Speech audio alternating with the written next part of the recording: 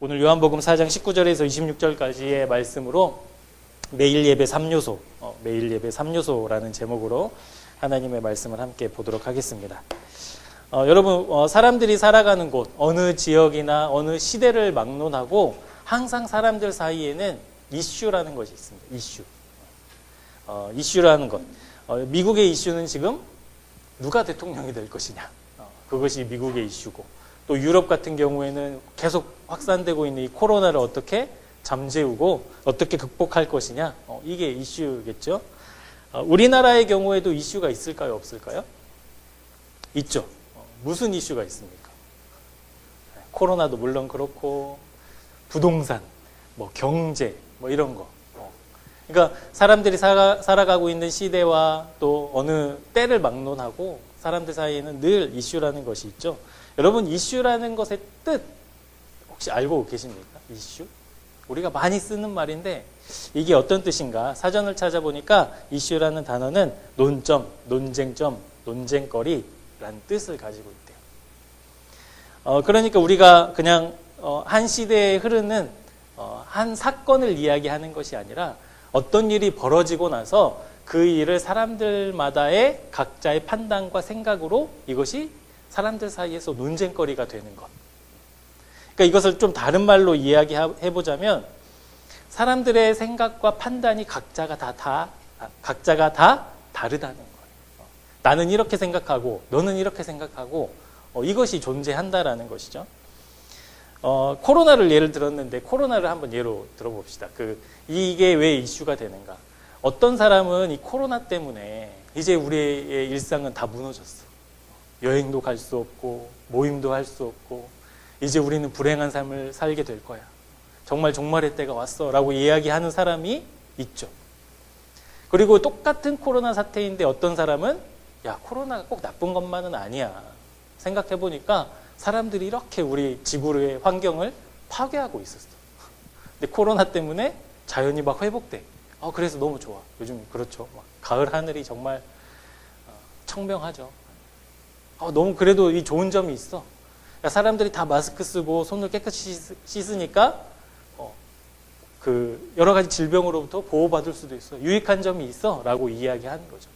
그러니까 어떤 한 가지 사건을 가지고 이 사람과 또 저 사람의 생각이 다르기 때문에 그게 논쟁거리가 된다라는 거예요. 여러분, 신앙생활에는 이슈가 있을까요? 없을까요? 네. 이 이슈라는 단어의 뜻, 논쟁거리, 논쟁점이라는 것을 봤을 때 신앙생활 안에도 여전히 이슈가 있다라는 거예요. 어떤 논쟁일까요? 하나님이 우리에게 가르쳐 주시는 것과 내 생각이 부딪히는 거예요. 예배, 하나님이 원하시는 예배와 내가 드리는 예배가 갈등이 되는 거예요. 그래서 누군가에게 신앙의 이슈는 예배일 수도 있고요. 또 기도일 수도 있어요. 또 때로는 헌금일 수도 있겠죠. 그리고 교회 식구들과의 관계가 또 이슈일 수도 있고 내가 앞으로 무엇을 해야 될까? 이것이 이슈일 수도 있습니다.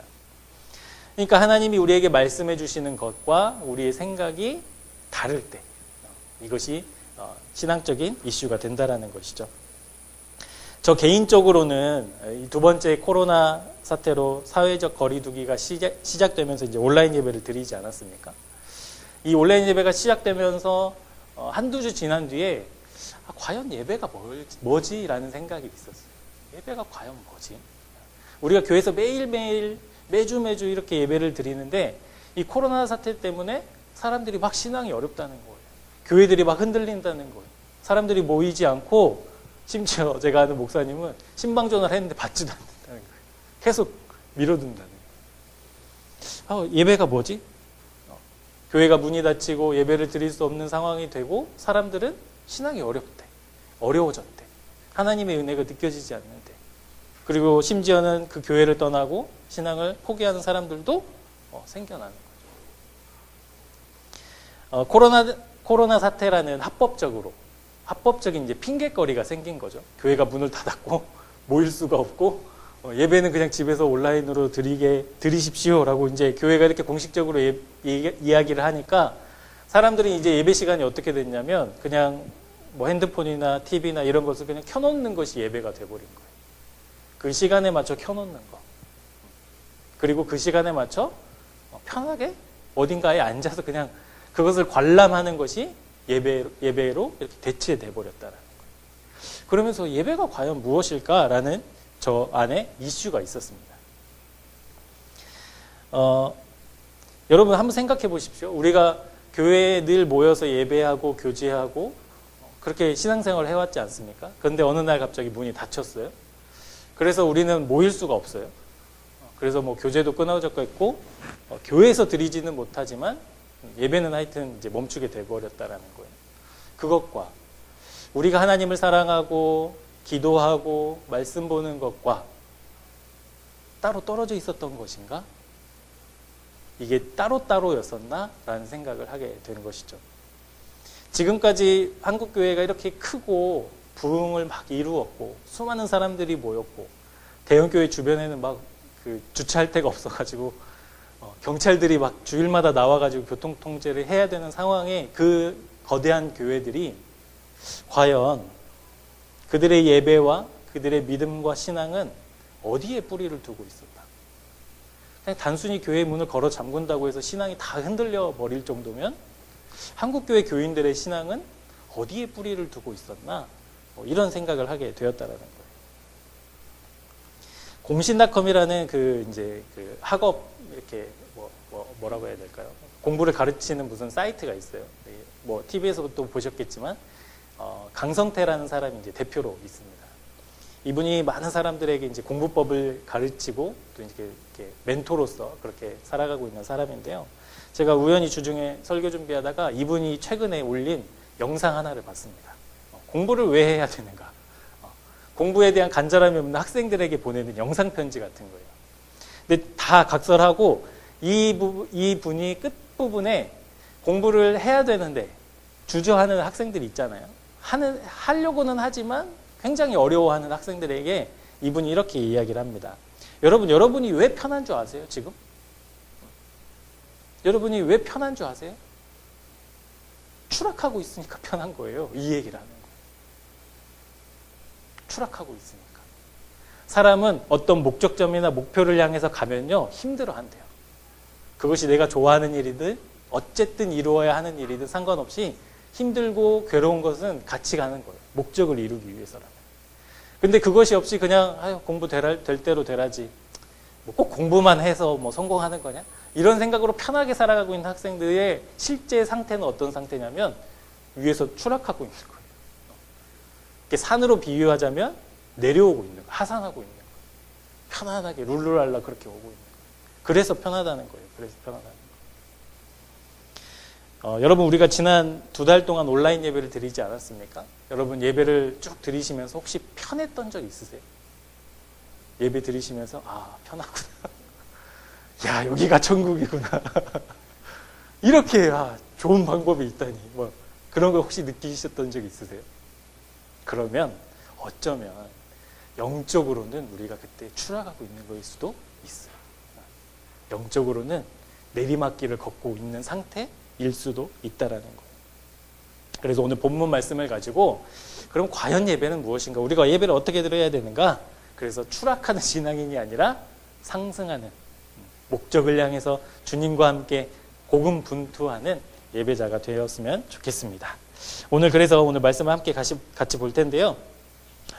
여러분 예배라는 것을 이제 이야기하려고 하는데 여러분에게 예배는 어떤 것입니까? 예배는. 여러분에게 예배는 무엇입니까? 뭐 여러 가지 말할 수도 있겠고 여러 가지로 표현할 수 있겠지만 저는 예배는 하나님 앞에서 회복받는 시간이라고 생각해요. 그 형태가 어떻게 되었든지 간에 우리가 찬양하고 기도하고 말씀을 듣고 이 꼭 순서를 따르지 않더라도 예배라는 것이 우리가 하나님 앞에서 회복받는 것이라고 저는 생각합니다. 왜냐하면 첫 번째로 우리는 원래 하나님을 예배할 수 없는 존재였잖아요. 죄인이었고 하나님을 거부했던 존재들이었다는 거예요. 그런데 우리가 하나님을 노래하고 영어롭게 할 수 있는 자격을 하나님이 회복시켜 주셨다는 거예요. 그래서 우리가 예배를 회복이라고 이야기할 수 있는 이유는 하나님이 우리를 회복시켜 주셨기 때문입니다. 두 번째로 우리가 예배드리는 이 주일은 어떤 날입니까? 주님이 죽으셨다가 3일 만에 부활하신, 생명으로 회복되신 날이 바로 주일이기 때문입니다. 마지막으로 우리가 하나님을 예배하면서 우리가 결국에 그 종착지, 예배를 드리면서 꼭 도달해야 되는 목적지는 어디냐면, 우리가 하나님의 손에 의해서 창조되었구나, 우리가 하나님의 창조 목적으로 살아가야 하는구나 라는 그 목적지에 늘 도달해야 한다는 거예요. 그러니까 죄에 빠져서, 유혹에 빠져서, 바빠서 우리가 놓치고 있었던 우리의 목적을 예배를 통해서 다시 회복하는 것이죠. 그래서 예배는 회복의 시간, 하나님 앞에서 회복받는 시간, 회복되는 시간이라고 표현할 수 있겠습니다. 그런데 이 회복이라는 것을 이야기할 때 전제 조건이 있어요. 전제 조건. 그게 뭐냐면 최선을 다해서 한 사람, 힘을 쏟은 사람에게 쉼과 회복이 필요하다는 거예요. 여러분, 김연아 선수 있지 않습니까? 막 세계를 호령했던 피겨스케이터 선수였는데 지금 직업이 뭐예요? 무직이죠, 무직. 실업자예요. 그런데 여러분, 김연아 선수한테 막 비난하는 사람이 있어요? 와, 돈 좀 벌었다고 놀고 있네. 직업을 구해야지 젊은이가, 막 이런 사람이 있어요? 없죠. 근데 집에서 허구한 게임하고 뭐 직장도 안 구하고 이렇게 살고 있는 사람에게 이제 내가 좀 쉼이 필요해, 나 회복이 필요해 라고 이야기하면 맞는 거예요. 맞아요. 그러니까 이 쉼, 회복이라는 단어는 열심히 산 사람이 누릴 수 있는 거예요. 열심히 산 사람이. 그렇기 때문에 예배가 쉼이 되기 위해서, 예배가 회복이 되기 위해서 우리가 어떻게 해야 되냐? 평일의 삶이 하나님 앞에 열심히 드려내는 예배가 되어야 한다는 것이죠. 최선을 다해 그것을 감당한 사람만이 이 주일 예배에 하나님이 주신 회복들을 누릴 수 있게 된다는 말입니다. 우리 마태복음 11장 28절 말씀을 우리 함께 같이 읽어보도록 하겠습니다. 시작.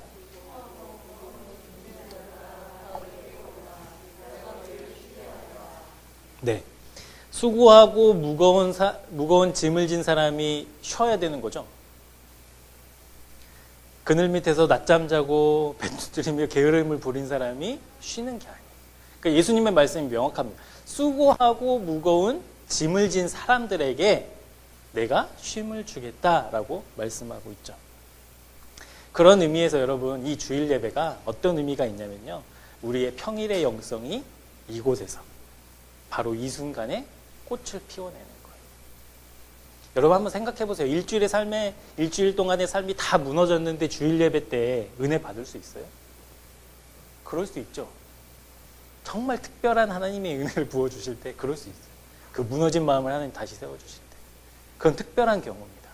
그런데 여러분, 우리가 일주일에 한 번 모여서 예배드리는 이 순간이 정말 하나님 앞에 아름다운 예배가 되고 또 하나님이 주시는 쉼과 회복을 경험할 수 있는 사람은, 여러분 한번 생각해 보세요. 일주일 동안 어떤 삶을 살다가 온 사람이 그게 가능하겠습니까? 매일매일 주님을 붙잡고 은혜를 구하고 하나님 앞에 회개하고 그것을 용서받고 또 주님의 은혜 속에 살다가 머물다가 이 자리에 온 사람들이 그럴 수 있지 않겠습니까? 그런 의미에서 평일의 영성이 주일에 꽃을 피우는 겁니다. 이 자리에서 꽃을 피워내는 거예요. 사랑하는 새생명교회 교우 여러분, 우리의 평일의 삶과 예배가 하나님 앞에 아름답게 드려지고, 그리고 우리가 함께 모여서 예배하는 이 주일 예배 때 여러분의 그 영성, 여러분의 그 믿음이 이 자리에서 아름답게 꽃 피어나는 귀한 은혜가 있었으면 좋겠습니다. 우리가 그것을 향해서 열심히 예배하는 예배자가 되기를 축복합니다. 오늘 우리가 함께 본 말씀은요, 우리가 잘 알고 있는 사마리아 여인에 관한 말씀입니다. 이 사마리아 여인은 사람들의 눈을 피해서 정오, 한낮에 이제 물을 뜨러 오다가 우연히 주님을 만나게 돼요. 자기를 기다리고 계셨던 주님을 만나게 되죠. 그리고 주님과의 대화를 거듭하면서 이 여자의 목적, 이 여자의 관심이 하나님을 예배하는 것으로 이렇게 옮겨져 가는 것을 우리가 볼 수 있습니다. 아마도 이 여인은 자기가 가지고 있었던 그 신앙, 그 예배가 과연 이게 제대로 하고 있는 것인가? 이것이 늘 이슈였던 사람이었던 것 같아요. 우리 본문 20절 말씀 한번 찾아서 보시도록 하겠습니다. 본문 20절입니다. 함께 읽으시죠. 시작. 우리 조상들은 이 산에서 예배하였는데 당신들의 말은 예배할 곳이 예루살렘에 있다 하더이다. 주님이 선지자입니다 라는 고백과 함께 이 여자는 예배에 대한 회복을 좀 하게 됩니다. 내가 지금까지 예배를 드리고 있었는데 우리 조상들은 대대로 그리심산에서 예배드렸는데 유대인들은 예루살렘에서만 예배드릴 수 있다고 하는데 그러면 내가 지금까지 예배드리고 있었던 것이 다 헛것인가? 그러면 하나님이 받지 않고 계셨던 것인가? 라는 질문을 품게 돼요. 그리고 예수님께서는 이 여인과의 대화를 통해서 그녀를 이제 회복시켜 주시는데요. 그 말씀이 21절부터 24절까지 나옵니다. 이 말씀도 우리 한번 같이 좀 읽어보도록 하겠습니다. 21절부터입니다. 예수께서 이르시되 여자여 내 말을 믿으라. 이 산에서도 말고 예루살렘에서도 말고 너희가 아버지에게 예배할 때가 이르리라. 너희는 알지 못하는 것을 예배하고 우리는 아는 것을 예배하노니 이는 구원이 유대인에게서 남이라. 아버지께 참되게 예배하는 자들은 영과 진리로 예배할 때가 오나니 곧 이때라. 아버지께서는 자기에게 이렇게 예배하는 자들을 찾으시느니라. 하나님은 영이시니 예배하는 자가 영과 진리로 예배할지니라. 이 말씀을 통해서 이 여자가 내가 어떻게 예배드려야 되는지 무엇이 진짜 하나님이 원하시는 예배인지를 회복하게 됩니다. 이 여인의 그 무너져 버렸던 그 마음, 공허했던 그것들을 주님과의 대화를 통해서 이제 회복이 되는 것이죠. 그래서 말씀을 보시면 이 여자가 물동이를 버려둡니다. 그리고 주님이 진짜 메시아다, 구원자다. 이 말을 막 마을 사람들한테 이렇게 전해요. 그래서 우리가 우리의 무너졌던 예배를 다시 세우고 앞으로 어떤 상황이 오더라도 우리가 하나님 앞에 막 예배가 무너져서 신앙을 떠나는 일이, 안타까운 일이 일어나지 않도록 우리가 예배를 바로 세웠으면 좋겠는데요. 우리가 예배를 바로 세우기 위한, 매일의 예배를 드리기 위한 세 가지 삶의 예배에 대해서 좀 이야기를 하려고 합니다. 첫 번째는요, 우리가 매일매일의 예배를 드려야 되는데 이 예배는 어떤 예배여야 하는가? 우리의 마음을 지켜내는 예배여야 한다. 그러니까 일주일 동안에 월요일부터 토요일까지 여러분의 마음을 잘 지켜내는 예배가 끊어지지 않아야 한다라는 겁니다. 이 여인의 상태는 지금 사는 남편은 6번째 남편입니다. 6번째 남편. 어떤 이유가 됐든 이 여자가 창기였다라는 학설도 있고 여러 가지 이야기들이 있지만 그거는 잘 모르겠고, 이 여자가 왜 남편을 6번이나 바꿀 수밖에 없었는가, 바꿔야만 했는가를 좀 생각해 보면 이 여자의 마음속에는 뭐가 있다는 거예요? 공허함이 있다는 거예요. 어떤 남자를 만나도 공허했다는 거예요. 그래서 두 번째 남편은 좀 다르겠지, 세 번째 남편은 좀 다르겠지. 근데 여러분 6번째 남편도 크게 다르지 않아요. 이 여자는 마음이 그냥 공허해요. 채울 수가 없는 거예요. 그것을 어떻게 아느냐? 예수님이 이 여인에게 18절 말씀으로 합니다. 너에게 남편 5이 있었고 지금 너랑 사는 그 사람도 네 남편이 아니다. 그 말이 진짜다 라고 이야기하시는 거예요. 그러니까 지금까지 살아왔던 사람들 뿐만 아니라 지금 나와도 함께 살고 있는 사람이 내 남편으로 인정할 수 없을 만큼 이 여자의 마음은 펑 뚫려 있는 거예요. 그 무엇으로도 채울 수 없어요. 여러분, 이 여인을 비난할 것만이 아니라 이 여인의 상태를 우리가 한번 좀 공감해 보시자고요. 어떤 마음이었을까? 누구는 한 번도 하기 힘든 결혼을 6번이나 하는 능력자로만 우리가 이야기할 수 있을까요? 그럴 수 없는 거죠. 얼마나 공허했어요. 이 여자도 얼마나 살고 싶었으면 사람들이 그렇게 욕하고 비난하는 것을 감수하면서도 내 남편 좋은 사람 하나 만나서 나 이 마음을 좀 채워보고 싶어, 이렇게 살아왔다라는 거예요.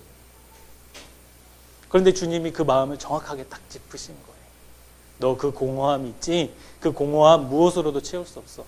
6번째 남편, 아니 7번째, 8번째, 9번째 어떤 남자를 만나도 그 사람이 너의 공허함을 채워낼 수 없어. 그래서 주님과의 대화를 통해서 이 여자의 마음이, 영적인 눈이 탁 떠진 거예요. 그 공허함을 뭘로 채울 수 있다? 예배로 채울 수 있다. 예배로 채울 수 있다. 그래서 그동안에는 자기의 노력, 세상의 시선, 이런 것으로 하나님을 향한 마음이 이렇게 덮여 있다가 이제 그것이 딱 드러나게 된 거예요. 예배가 있었지. 내가 매 주일 예배 드렸는데 그 예배가 있었지. 이걸 발견하게 된 겁니다. 사랑하는 여러분, 여러분의 요즘 마음의 상태는 좀 어떠십니까? 상중하? 평균이십니까? 그냥 지낼만 하십니까? 좀 괴롭고 막 그러시지 않으세요? 우리는 막 마음이 요동치죠, 매일매일이. 우리의 마음의 상태, 그리고 이것을 어떻게, 왜 지켜내야 하는가? 잠언 4장 20절에서 23절 말씀인데요. 마음이 얼마나 중요한가? 이렇게 말씀하고 있습니다. 우리 한번 같이 읽어보도록 하겠습니다.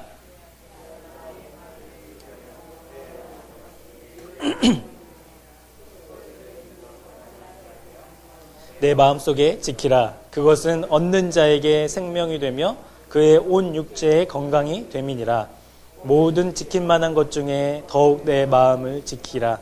생명의 근원이 이에서 남이니라. 네. 마음이 얼마나 중요한지 아시겠죠? 마음이 얼마나 중요한지. 여러분, 세상은 마음을 지키기 위해서 이런 이야기들을 합니다. 긍정적인 생각을 품으십시오. 남을 비난하지 마십시오. 자기 자신을 인정하십시오. 마음을 다스리십시오. 막 이런 이야기들을 해요. 그런데 여러분, 우리가 우리의 마음을 지킬 수 있는 유일한 방법은 무엇입니까? 그 요동치는 우리의 마음을 지킬 수 있는 그게 뭐예요? 예배예요, 예배. 세상의 근심에 푹 빠져 있다가도요, 예배 때는 그 문제와 그 근심보다 하나님 더 크시지. 하나님은 능히 이 문제 해결하실 수 있지. 회복하는 거예요. 걱정과 두려움에 막 빠져있던 사람이 예배 시간에 내 미래도 하나님이 지켜주실 것이지. 하나님은 늘 우리와 동행하시는 목자이시지.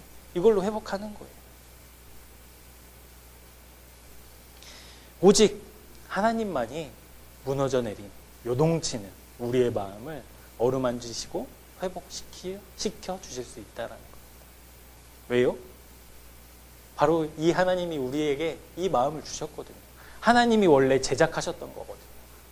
그러니까 만드신 분이 제일 제대로 고쳐주시겠죠. 부끄러운 고백입니다만 제 요즘의 마음의 상태가 요동치는 것으로 표현하기에는 너무 과격했어요. 폭풍우가 막 몰아치는 것 같았어요.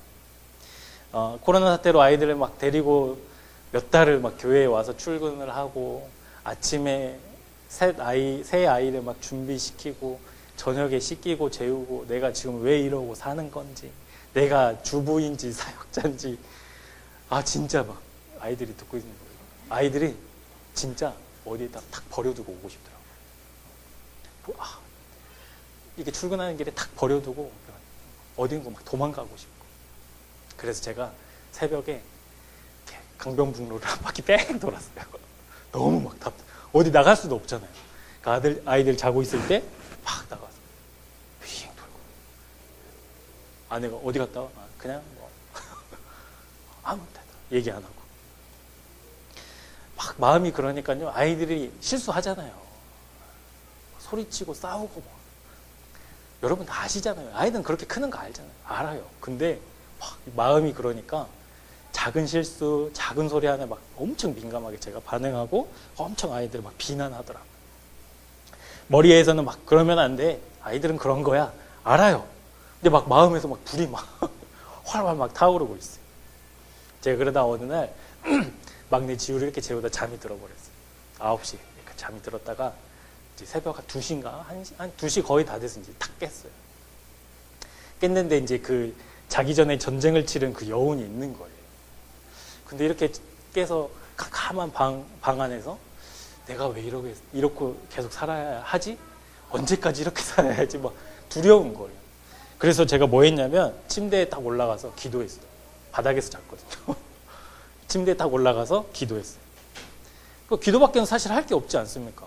제가 새벽 출근하는 아내를 막 깨워가지고 내 얘기 좀 들어줘 할 수도 없고, 그렇다고 해서 막 아이들한테 다 일어나봐, 너희 아빠랑 좀 얘기 좀 하자, 이렇게 할 수도 없잖아요. 그렇다고 뭐 민호 목사님한테 새벽에 전화해서 나 좀 얘기 좀 들어줘 할 수도 없잖아요. 아무도 없어요, 아무도. 그러니까 기도밖에는 할 게 없더라고요. 그러니까 기도하면서 제가 느꼈던 게 뭐냐면, 하나님은 진짜 줄 줄도 않으시는구나, 진짜 주무시지 않는구나, 제 얘기 다 들어주시더라고요. 그래서 막 기도하면서 막 하나님께 응석 부렸죠. 내가 목사인데 그래도 아이들도 내가 목사인 줄 아는데 목사는 어떤 사람이냐? 하나님 섬기고 하나님을 닮아가는 사람인데 하나님 내가 왜 이렇게 계속 살아야 돼? 아이들한테 언제까지 이 무서운 아빠로 제가 살아야 됩니까? 막 응석을 막 부렸죠. 하나님 다 알고 계신다. 안다. 다 듣고 있다. 내가 다 봤다. 그러면서 이제 마음이 이제 어떻게 되냐면 다시 시작해보자. 할 수 있겠다. 이게 내 힘으로 하는 게 아니구나.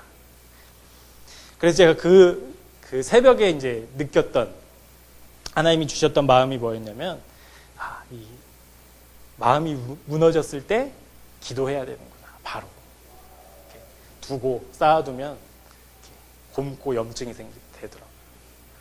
그래서 우리가 마음을 지키는 유일한 방법은 하나님께 나아가는 거고 하나님께 나아가기만 하면 하나님은 우리를 회복시켜 주시는구나. 그 방법이 기도라는 거예요. 기도. 여러분 우리가 마음을 지켜놓는 매일의 예배자. 매일의 예배자는 어떤 사람이 있느냐? 한마디로 하면 기도하는 사람이에요.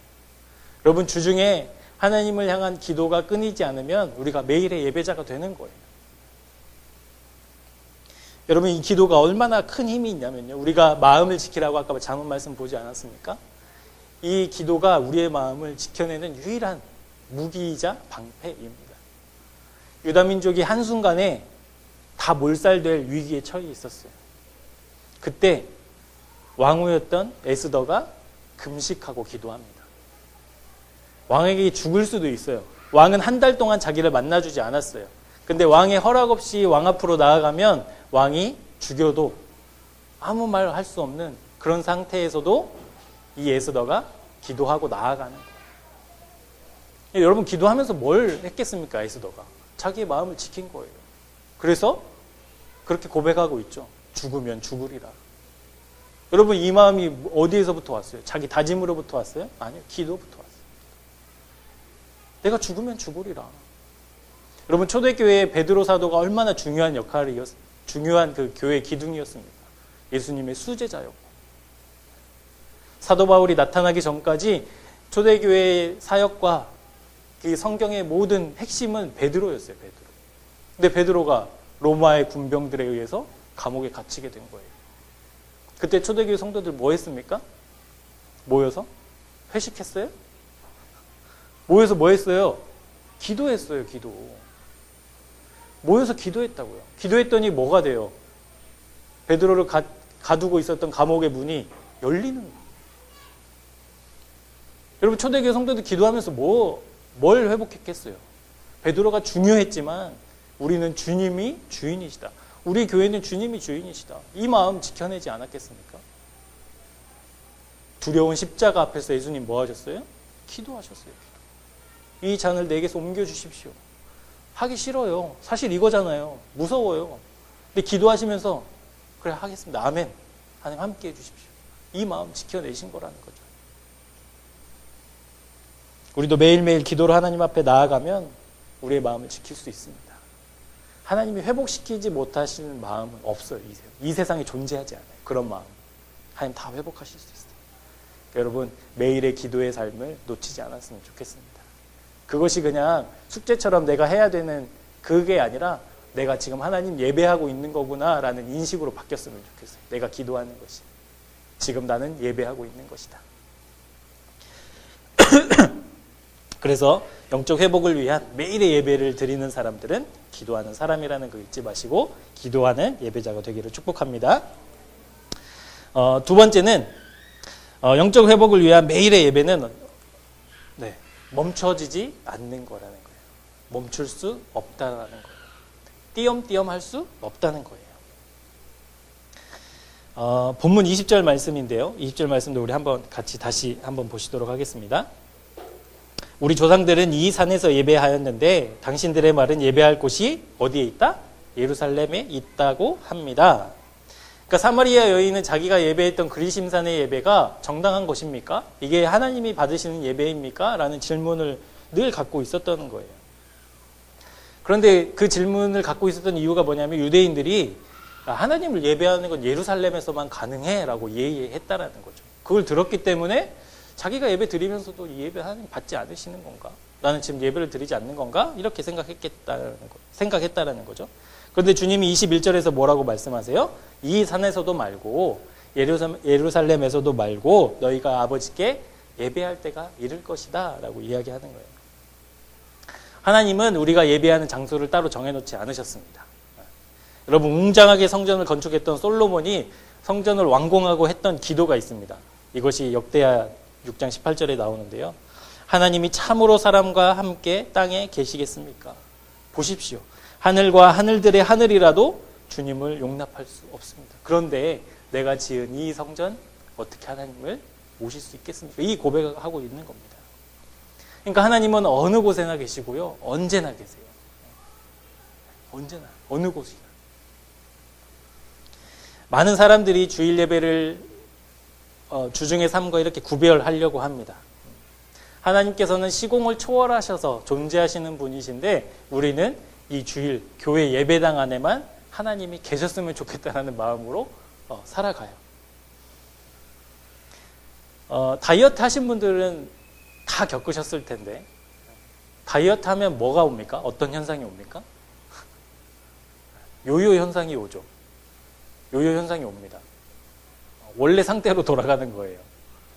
여러분, 요요 현상을 어떤 사람이 겪어요? 아, 다이어트 끝났다. 오늘은 치킨 파티다. 이러면 요요 현상 오겠죠? 요요 현상이 왜 와요?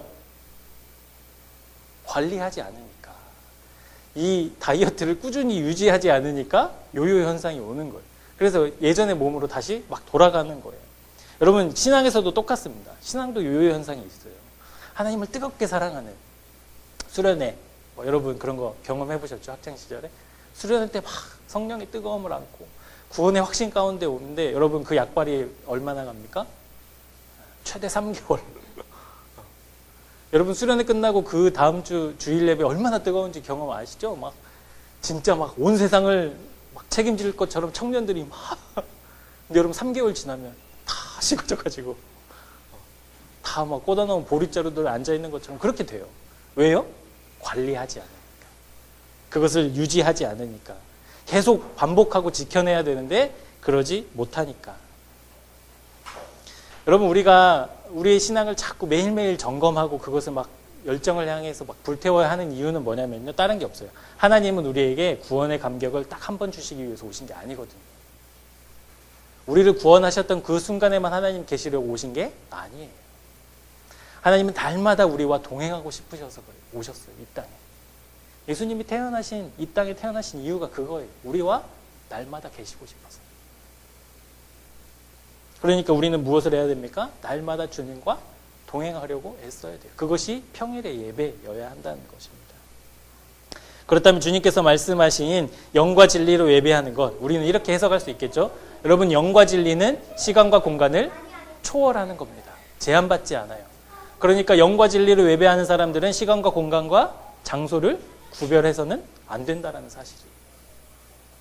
주일 예배가 하나님 앞에 드려진 예배다. 평일은 그냥 우리의 기분대로 아니요. 그게 구별되지 않는 거예요. 그래서 우리가 예배가 끝나고 홀가분한 마음으로 집으로 돌아가시면 안 돼요. 아, 내가 이번 주 숙제했구나. 이제 또 한 주 동안 또 열심히 살아봐야지. 이게 아니라는 거예요. 여기에서의 예배가 이제 우리가 돌아가면서 또 월요일부터 토요일까지의 삶 속에서 계속 이어지는 거예요. 그래서 멈추지 않는 매일의 예배로 우리가 어떻게 예배해야 할까? 여러분, 큐티에 조금 더 힘내셨으면 좋겠어요. 조금 더. 그래서 아침에 제가 이렇게 설교를 다시 한번 보면서 큐티 하자고 하는데 이게 좀 막연하구나. 근데 좀 구체적으로 이렇게 했으면 좋겠어요. 여러분, 큐티 하시면서 어려웠던 부분들이 있죠. 나는 이게 참 어려워. 그 부분에 우리가 조금 더 집중했으면 좋겠어요. 말씀을 해서 이해가 안 돼.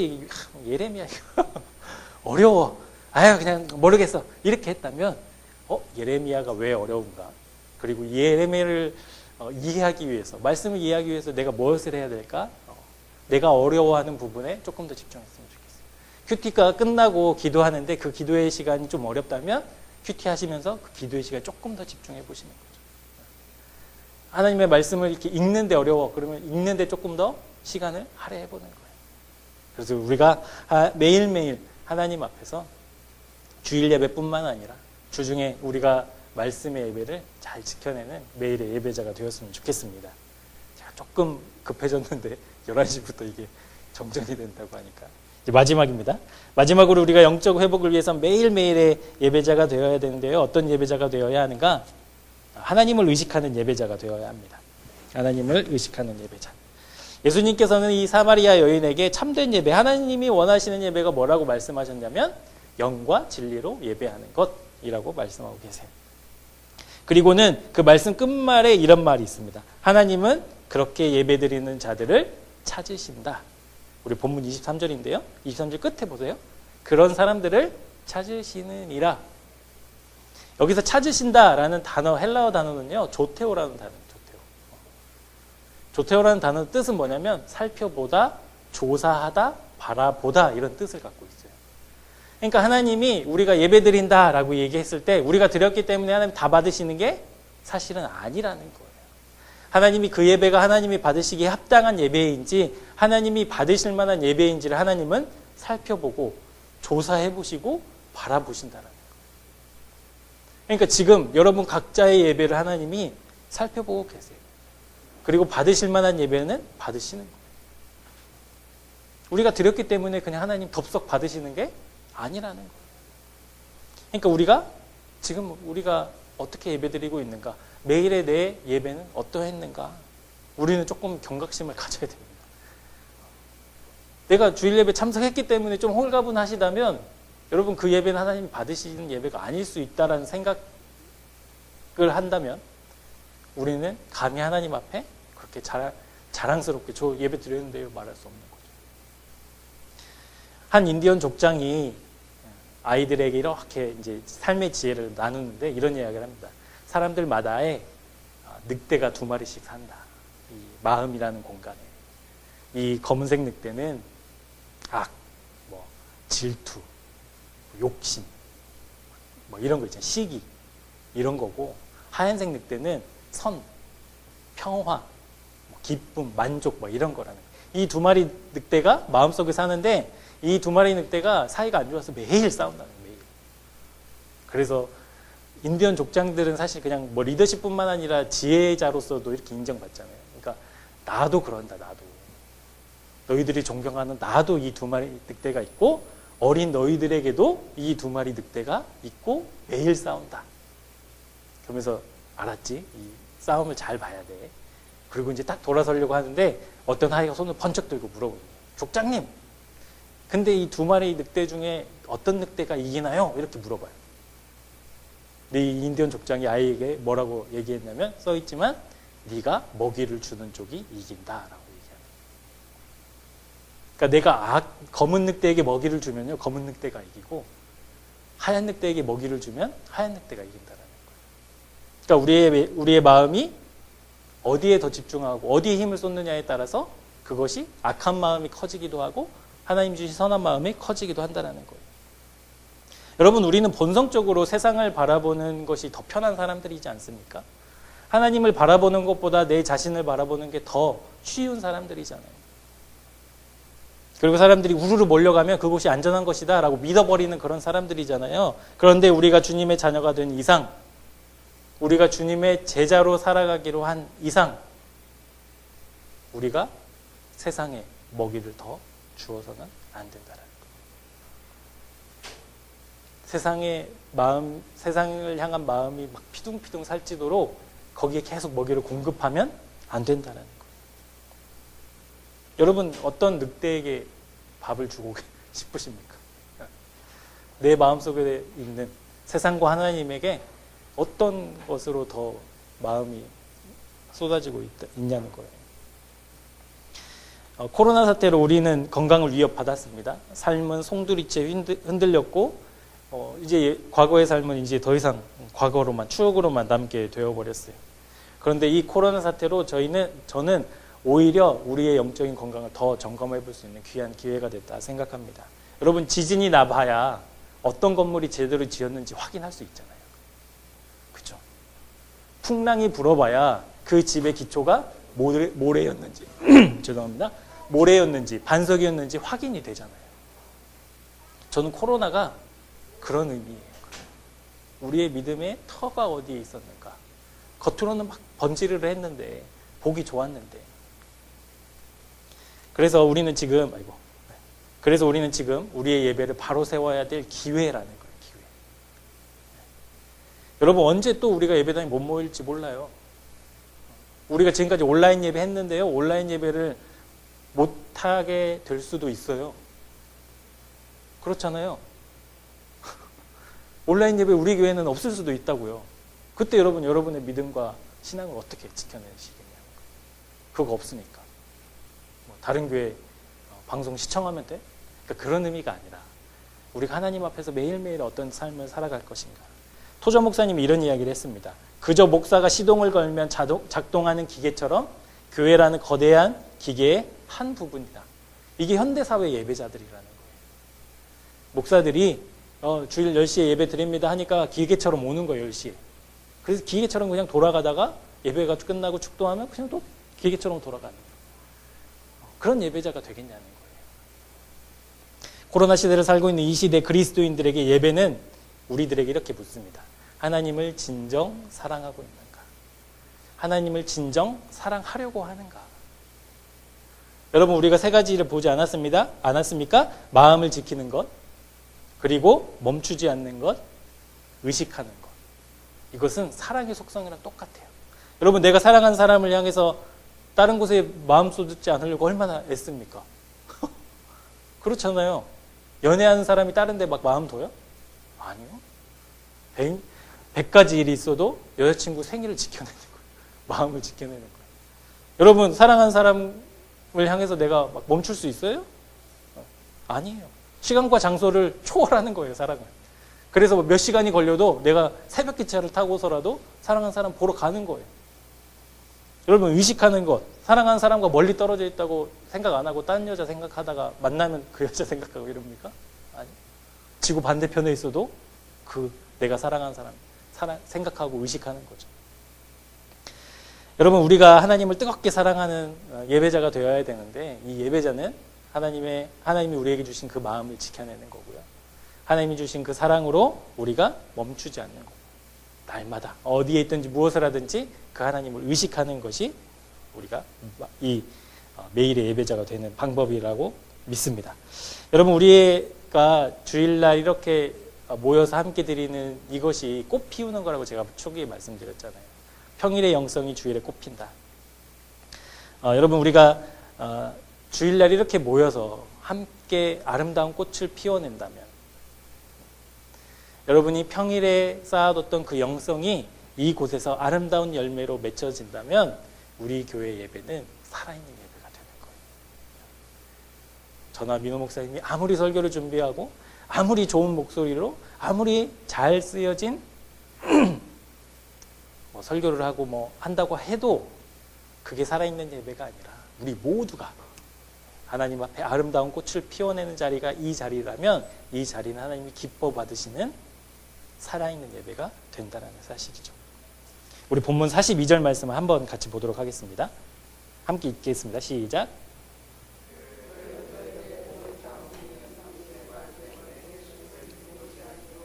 우리가 이제는 예수님의 말씀을 직접 들었고 이분이 참으로 세상의 구세주라는 사실을 알았기 때문에 믿는 것이요.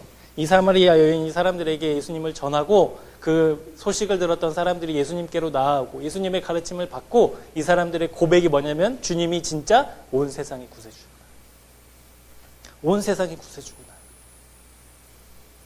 여러분, 이 하나님이 누구의 하나님입니까? 나의 하나님입니다. 우리의 하나님입니다. 코로나가 다시 와도요. 교회 문이 닫히고요. 온라인 예배가 없어도요. 우리가 이 온 세상의 구세주이신 주님과 날마다 동행한다면 그것 때문에 우리의 믿음 흔들리지 않아요. 코로나 때문에 힘들어하지 않아요. 평일의 영성이 주일에 꽃을 피운다. 평일의 영성으로 여러분이 이곳에서 형형색색의 아름다운 꽃을 피워내고 아름다운 오곡백과가 하나님 앞에 드려지는 예배가 된다면 이 주일 예배는 축제가 되는 거예요. 축제. 회복의 축제. 감격의 축제. 그런 예배가 되기 위해서 다음 주일이 그런 예배가 되기 위해서 여러분 한 주 동안 여러분의 마음을 잘 지키시고 멈추지 마시고 하나님과 동행하시며 여러분 주님을 의식하는 그런 한 주를 살아내는 매일의 예배자가 되기를 주님의 이름으로 축복합니다. 기도하겠습니다. 우리를 매일의 예배자로 부르시고 주님과 날마다 동행하시는 삶을 살기를 원하시는 주님, 사마리아 여인처럼 우리도 주님을 향한 열정과 예배가 다시 회복되는 은혜를 주옵소서. 신령과 진정으로 드리는 예배를 입술로만 암송하지 말게 하시고 수고하고 애쓰며 예배를 지켜내는 힘과 능력을 공급해 주옵소서. 그리하여 평일의 예배를 승리한 우리가 함께 모여 예배할 때 형형색색의 아름다운 믿음의 꽃이 피어나게 하시고 주님의 마음을 기쁘시게 하는 멋진 순종의 열매가 맺혀지는 예배가 되게 하옵소서. 예배는 우리가 창조된 목적입니다. 목적을 잃으면 가치를 잃듯이 지금 코로나 시대의 교회가 교회의 가치를 회복하기 위해서 예배에 더욱 집중하게 하여 주옵소서. 우리를 돌보시는 주님, 예배로 승리하는 한 주가 되게 하옵소서. 매일의 예배로 든든한 반석 위에서는 한 주가 되게 인도해 주옵소서. 예수 그리스도의 이름으로 간절히 기도합니다. 아멘.